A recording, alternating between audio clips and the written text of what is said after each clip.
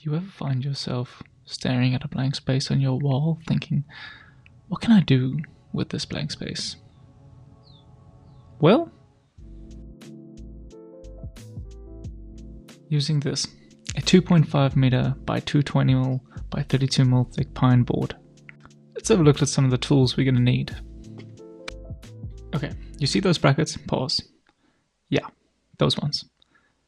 I had been looking for floating shelf brackets for a long time before I stumbled across these at Gelmar. Love that place. And according to the spec, they should be able to do the job. Or will they?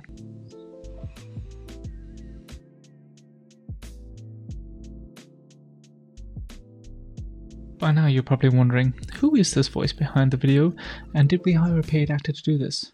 No, that's me. But enough about me. Back to the video.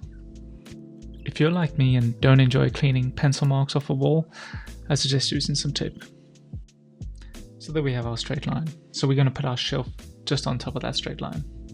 One thing we don't want to do is drill into any electrical cables, so I'm just going to mark out that point. Okay, with the bracket spacing. If you remember that detail I showed you on the floating shelf brackets, you can't have your brackets more than 1 meter apart. So this is what we're going to go with. Yeah, very technical. So yeah, we're just trying to make sure that we are not in line with our electrical cables.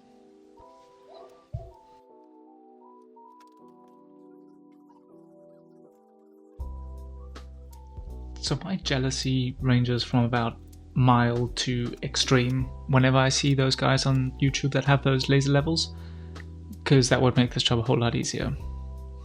These walls are solid concrete, so we have to use a rotary hammer drill.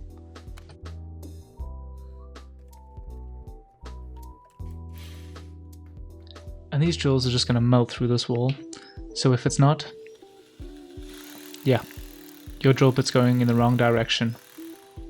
I always seem to make this mistake.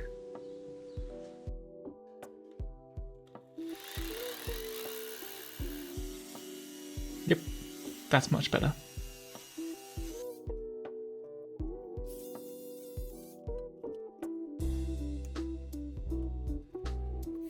Now, unless you're one of those people that get off on cleaning, you're going to want to put a paper bag underneath where you're drilling.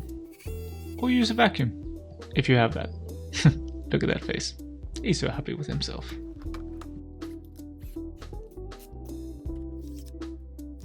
So these are nail-in screws. You can just use a hammer to knock them in, but I always find it's better if you just use a drill.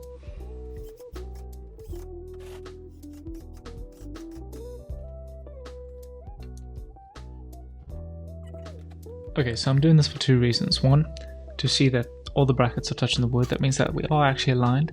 And two, as you see now, I'm marking out where the brackets are going to go.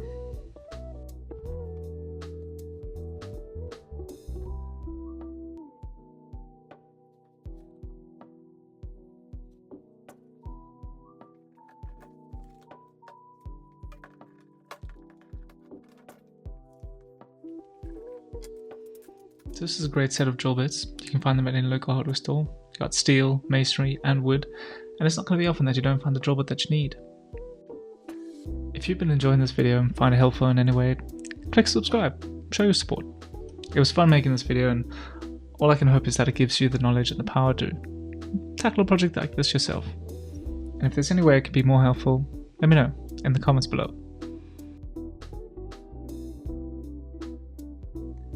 As you can see, this was a really tight fit, which in hindsight I should have seen this next part coming.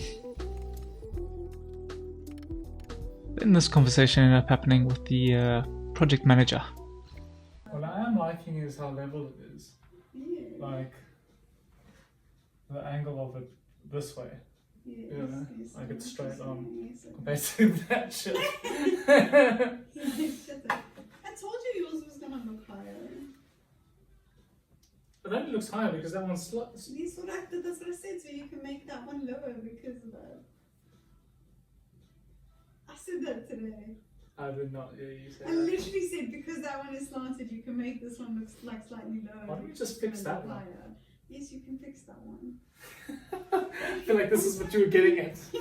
No.